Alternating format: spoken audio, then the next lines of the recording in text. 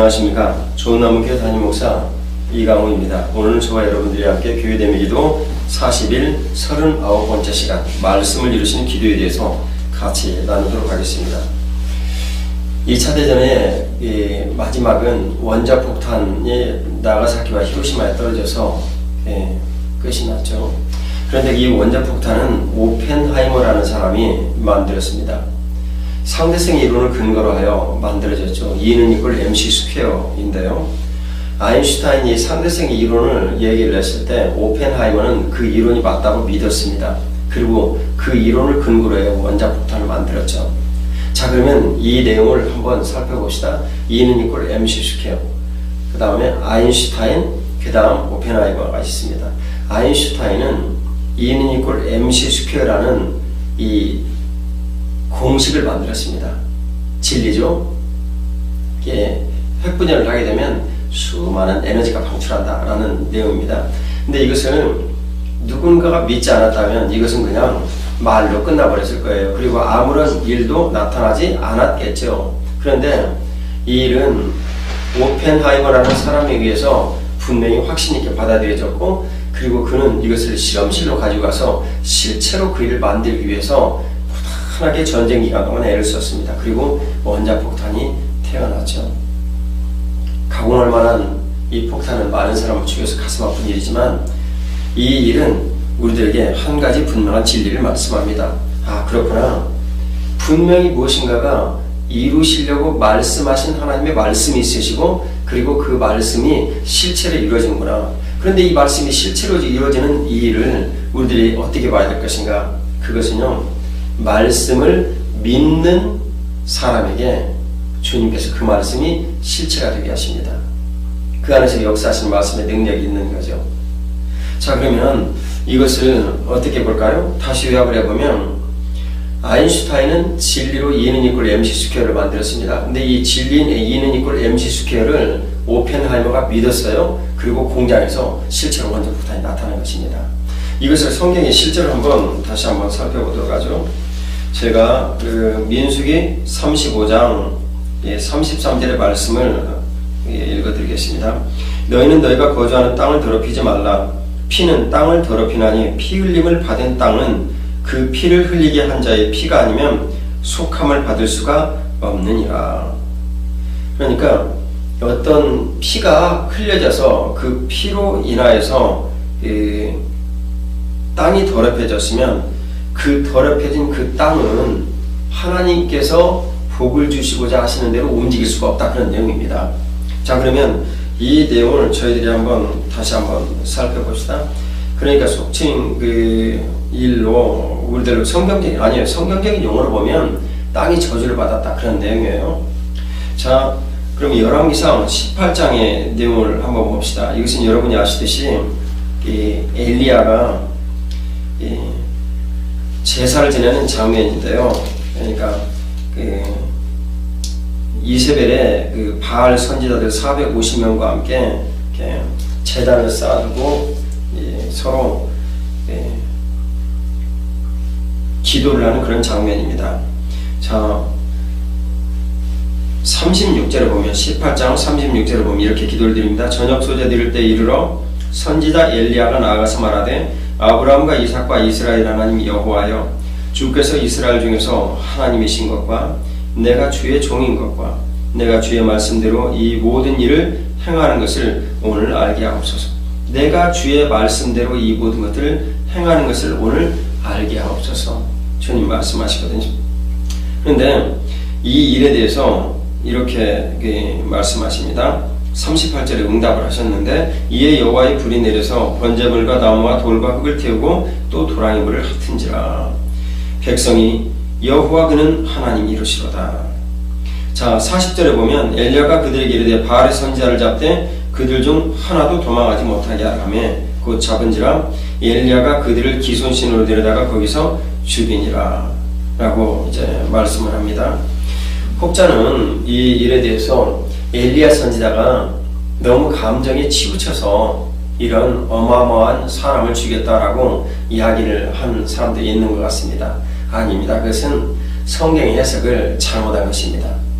사실상 이 기손 시내에 내려가서 이 피해 보수를 해야 할 이 사람들, 그러니까 이세벨 선지자들이 얼마나 선지자들을 많이 죽였기에 엘리야 선지자가 하나님 앞에 반응을 할 때 모든 사람들이 다 죽고 나만 남았어요, 하나님을 경외하는 나만 남았어요 하고 말을 했겠습니까? 정말 많은 선지자들이 죽었죠. 그런데 이 피해 보수가 아니하고서는요, 땅에 임한 이 가뭄과 그로 인한 고통들은 사라질 수가 없는 거예요.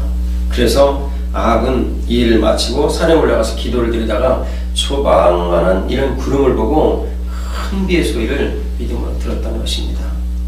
자, 말씀을 이루는 내용이에요. 그러면 역시 같은 내용으로 보면 이런 말씀이 있어요. 열왕기상 17장에 보면 1절에 길르앗에 우거하는 자 중에 디셉 사람 엘리야가 아합에게 말하되 내가 섬기는 이스라엘 하나님 여호와께서 살아계심을 두고 맹세하노니 내 말이 없으면 수년 동안 비도 이슬도 내리지 아니하리라. 글쎄, 농촌에 가는 어떤 한 대머리가 되신 분이, 텁석거리가 되신 분이 이렇게 왕 앞에 뛰어들어가서, 어떻게 들어가는지는 물론 모릅니다. 뛰어들어가서 큰 소리로 외친 거예요. 내 말이 없으면 비 안 와. 이렇게 말씀하신 거죠. 여러분, 그것은 무슨 말씀입니까? 그것은 실제로 내 말이 없으면 이라는 이 선포는 사실상 신명기 28장에 나오는 우상을 섬기면 말이죠. 노시되며 땅에는 티끌과 모래가 흩날리리라 하신 이 말씀을 엘리야 선지자는 확실히 믿었던 거예요. 그래서 그 믿음의 이 말씀을 가지고 일이 너희들이 잘못을 했으니까 이 땅에는 이제 비가 오지 않는다라고 약속으로 분명한 약속의 말씀을 믿고 선포를 했던 것이죠. 그래, 저희가 뒤에 앞서 보았던 주의 말씀대로 이 모든 것을 행하는 것을 이라는 이 말씀을 우리들이 알 수가 있습니다. 엘리야 선지자는 말씀을 믿고 그 말씀대로 행하는 것뿐이에요. 그러면 말씀을 믿는다는 것이 어떤 것인가? 에스겔 선지자는 이에 대해서 분명하게 저에게 말씀하네요. 에스겔 24장 14절 말씀을 읽어드리겠습니다. 나 여호와가 말하였은즉 그 일이 이루어질지라. 내가 돌이키지도 아니하고 아끼지도 아니하며 뉘우치지도 아니하고 행하리니 그들이 내 모든 행위대로 너를 재판하리라. 주 여호와의 말씀이니라. 그래서 사실은 성경은 말씀하시고 이루시는 구조로 모두 다 되어 있습니다. 이런 말씀은 곳곳에 나타나 있죠. 이사야 55장 10절 11절의 말씀을 보면 비하는 이들에서는 다시 그리로 돌아가지 아니하고 명한 일을 반드시 이루시고 간다. 그러니까 땅에 적셔서 종자를 나게 하고 먹을 양식을 주고서야 돌아간다. 그것을 11절에 명한, 내 입에서 나간 모든 말들도 반드시 명한 일을 이루고 내게로 돌아온다라고 주님께서 말씀하시는 거죠. 그래서 주님께서 말씀하신 것을 분명히 이루신다라고 말씀합니다. 누가복음 1장 45절에 참 유명한 구절이 있는데요. 주께서 하신 말씀이 반드시 이루어지리라고 믿은 그 여자에게 복이 있도다라고 예수님 어머니 마리아가 대답을 합니다. 참 마리아는 믿음이 훌륭하신 그런 여인이었어요. 근데 이 여인에게 주님께서 오늘 주신 이 성경이 기록한 음성은 말씀이 반드시 이루어지리라고 믿은 그 여자에게 복이 있다라고 말씀하십니다. 성경의 말씀을 믿고 바랄 때 그 일은 반드시 이루어지는 거죠.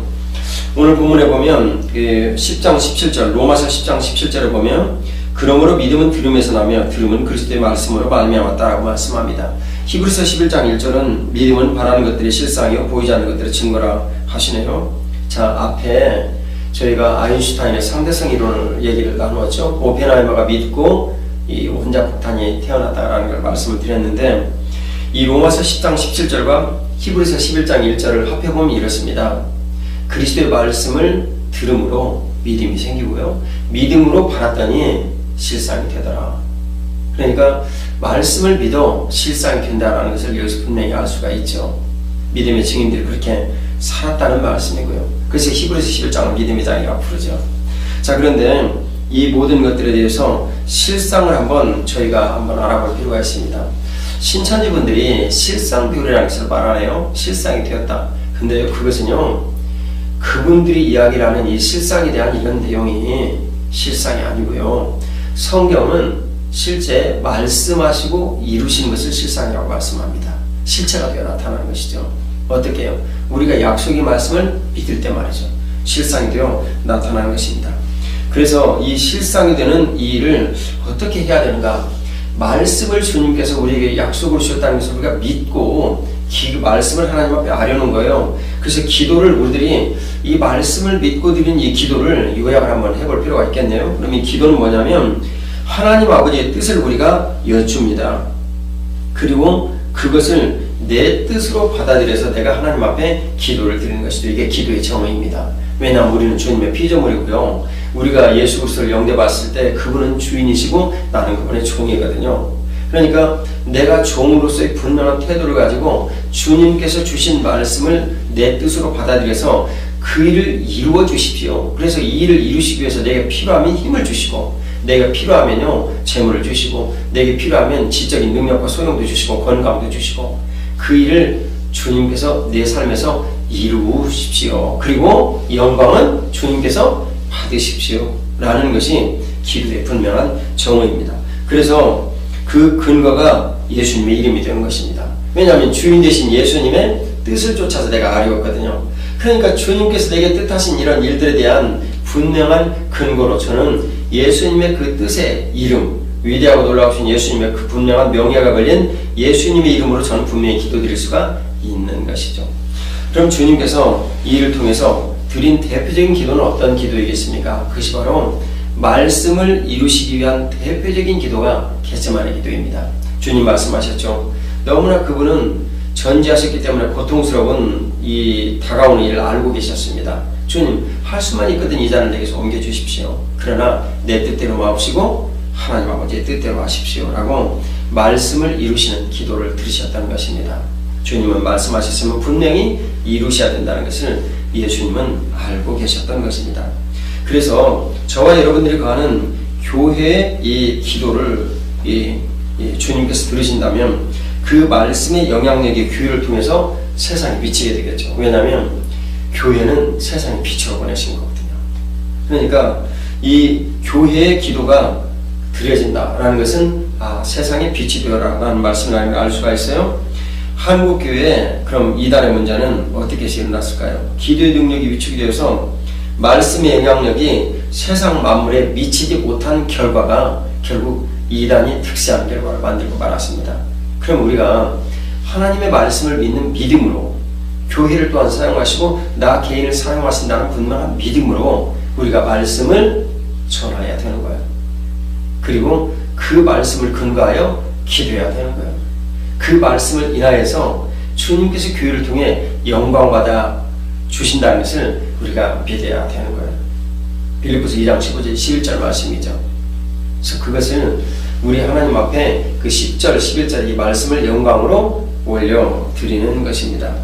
우리가 지식적 신앙에 그쳐서 사변화된 신앙으로 많은 이단에게 틈을 내줬음을 철저히 회개하고 약속의 말씀을 믿고 주님 앞에 기도의 삶으로 거듭나야 되겠습니다.